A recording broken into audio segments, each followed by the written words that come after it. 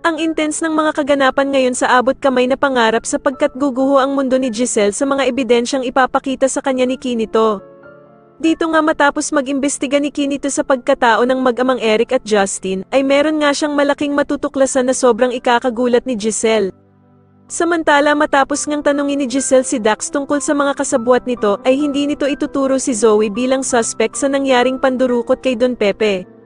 Kaya naman ay agad na mag-iisip ng paraan si Zoe para matulungan ang kanyang inang si Moira, dahil nga sa kinuha na din ni Giselle ang cellphone niya para nga hindi ito makapagsumbong kay Moira.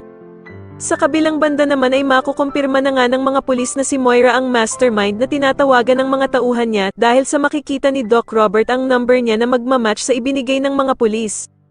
Kaya naman ay agad na uumpisahan ni Moira ang pagdidispatch ng mga ebidensyang maaaring magamit ng mga pulis laban sa kanya.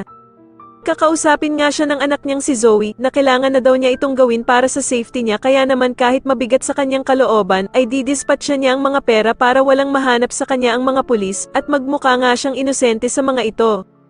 Samantala dahil nga sa hinihintay na lamang ng mga pulis ang arrest and warrant galing sa Korte Suprema para maaresto itong si Moira, ay agad nahihingi nga ng tulong itong si Zoe sa ama niyang si Doc Carlos para maitakas si Moira. Dito nga ay mangangako itong si Doc Carlos sa anak niyang si Zoe, na gagawin nga daw nito ang lahat para matulungan siya at itatakas niya nga daw ang ina niyang si Moira sa mga pulis. Sa tingin niyo may chance kayang magbago si Eric at mapamahal ulit ito sa dati niyang asawang si Giselle? Mas lalo na nga talagang nagiging exciting ang mga susunod na kaganapan, kaya naman ay mas lalo pa nating abangan ang mas lalong gumigandang abot kamay na pangarap. Maraming salamat po sa inyong panonood at sana po ay masubscribe niyo ako. Maraming salamat po.